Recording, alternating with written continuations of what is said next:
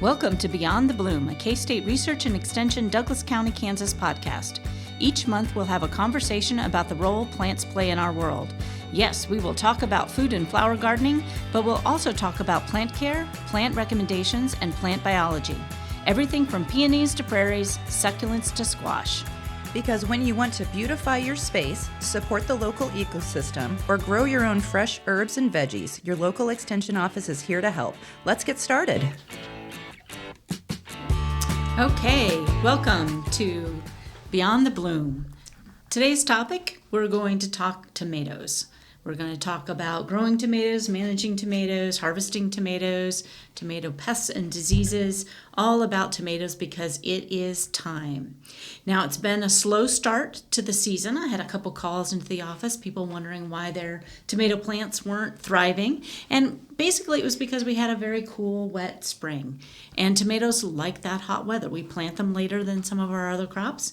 But so now summer has arrived. It's been 90 degrees plus, and we are here at summer. So now it's time to talk about what to look out for your tomatoes. Now, temperature is going to be critical for our tomatoes.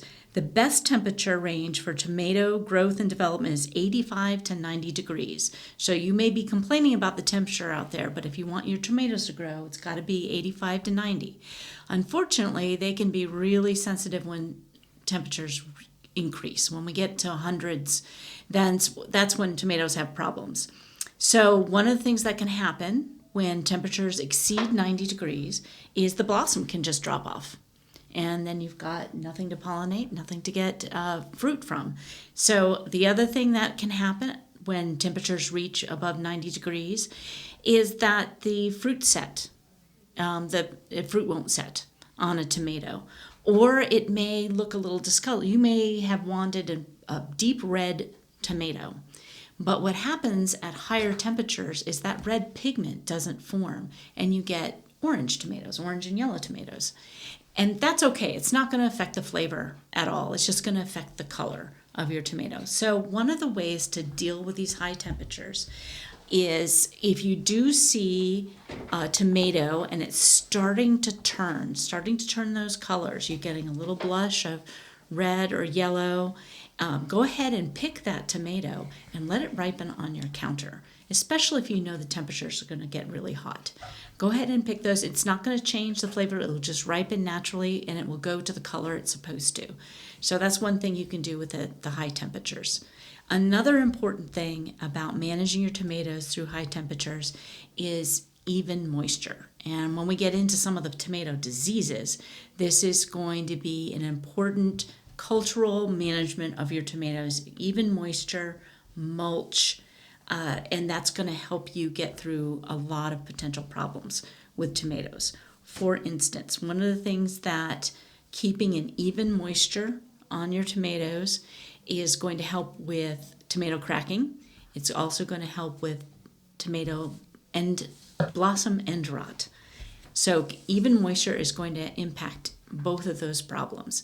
Now, cracking can also be something that you choose a variety that's resistant to cracking. So that's something for when you're planning for next year, but we've got tomatoes in the ground now. So what we're trying to do is prevent that blossom end rot and prevent that cracking. So even moisture is really going to help. And mulch. Make sure that you're watering deeply and infrequently. You're putting mulch over the ground, and you're checking on your tomatoes. You're sticking your finger in there and finding out just what the moisture profile is of the soil. Do you have anything to add to the mulch? Well, yes, as long as you said that keeping the mulch on there is going to keep the soil moisture for the roots, but I was going to go back to the inconsistent watering being both a problem for tomato cracking and blossom end rot. That deep watering if there's no rain, and the mulch will help with that. And also excessive nitrogen on both the cracking and the blossom end rot contributes there, as well as tomato cracking can be a result from exposure to that direct summer sun that's excessive.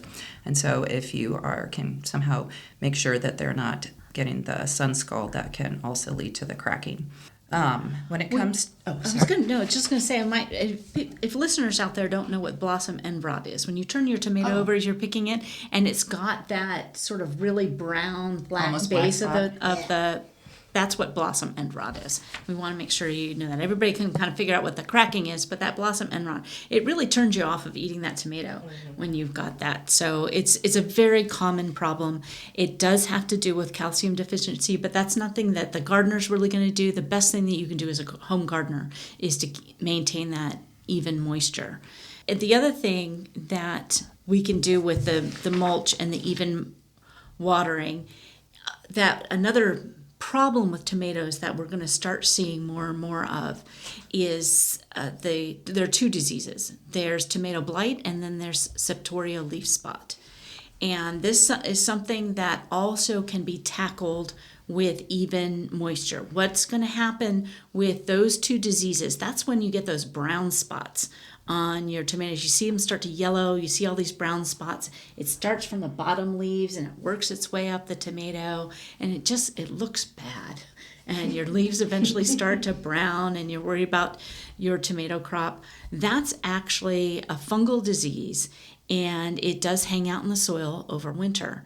And if you're watering and you're splashing that soil and those fungal spores up onto your plant, that's how that starts. Both of those start. So by having mulch and by even watering at the base of the plant, you're going to help prevent both those diseases. Because one of the things you don't want to do is overhead watering.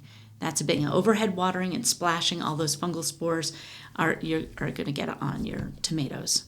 well, and yeah, the leaves don't like to stay wet either, so that's another reason that watering from the bottom. I wanted to say as well, to reduce those septoria leaf spot and early blight fungal diseases, improving airflow is important. So if you can do staking and appropriate plant spacing, that can really help as well. And then just to touch back on the mulch, the appropriate things to use for that in tomato growth would be straw, compost, leaf, and grass clippings, and you can apply those kind of in mid-June around the base of the plant. But it is really important to make sure that you do use materials that don't have any herbicide residue or that can transfer and damage your plants. There are a number of publications. Like I said, there's a lot of things that can go wrong with tomatoes, but we do have, K-State has a great number of publications. We've got a tomato leaf and fruit disease and disorder publication that has great pictures that'll let you know what's going on with your plants. We've got a publication on bacterial diseases of tomatoes. We've got a variety selection for tomatoes. We've got a number of publications. So do call your extension office if you want any of those publications sent to you. That will help you get a healthy tomato crop this year. So septoria leaf spot and early blight are one of the real common ones that we see coming into the office. There's just a lot of that, and we've just said what you can do about that. There's also a number of pests of tomatoes, a seemingly endless number of pests for tomatoes. And so we'll talk about a few of those. Which one would you like to start with, Niki?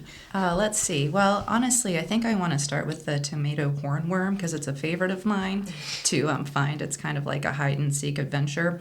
They're actually really cool caterpillars, even though they can completely defoliate your plant. But they can be large caterpillars. There's also the tobacco hornworms. So they're very similar, and they both turn into large, they call them hummingbird moths. And so one of them is the 5-band hawk moth, I believe, and the other one is the Carolina sphinx moth.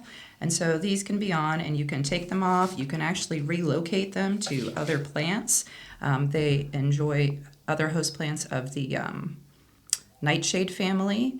And so if you are wanting to dispose of them, you can just take them off and put them in soapy water. So hand picking that. Along the lines of damage from those hornworms, we do have some natural predators that can help you out there. Lady beetles and green lacewings can prey on those hornworm eggs. You can be looking for those underneath your leaves.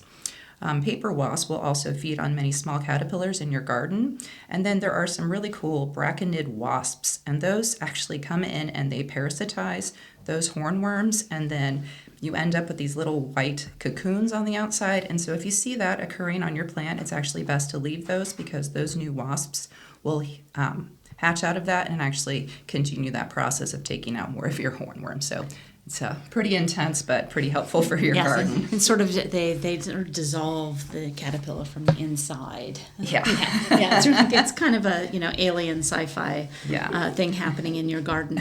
But the hornworms, I remember the first time I had a hornworm, I walked out in the morning and half my tomato plant was gone. And the thing that about them is they're really hard to see. I mean, it's a giant caterpillar. They're really big and like thick. 4 inches. Yeah. But you can't find them.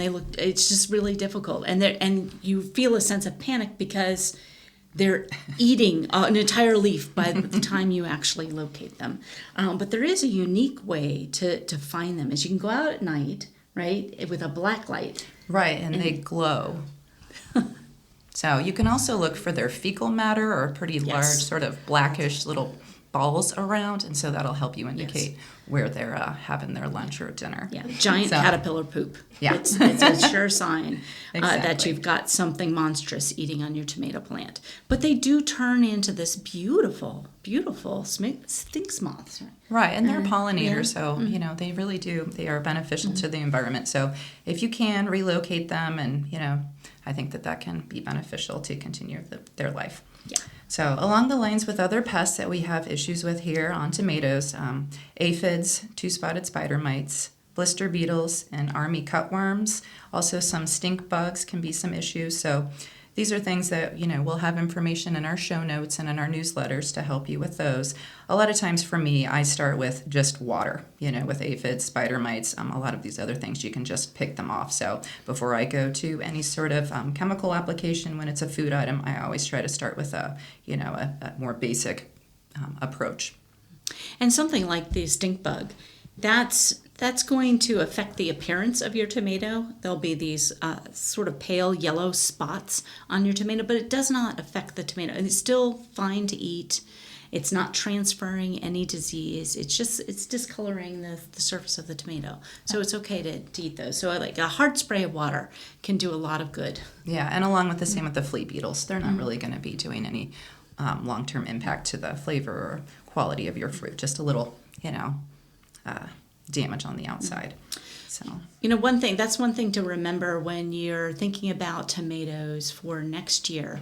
One thing that's going to be very important to avoid pest and disease issues is to clean up your area, your garden area where you have tomatoes. Because I mentioned previously about those fungal spores that hang out in the soil for the septoria leaf spot and the blight. And so making sure you remove all your tomato debris from the garden and dispose of it. It's best even not to compost your old tomato plants, your dead tomato plants. Go ahead and put them in the garbage and make sure you take up all that dead leaf matter from the soil. And then next year, plant your tomatoes in a different spot in the garden. Even if you have a small bed and you're just going from one side of the garden to the next, it's best to do that because it helps prevent that disease buildup.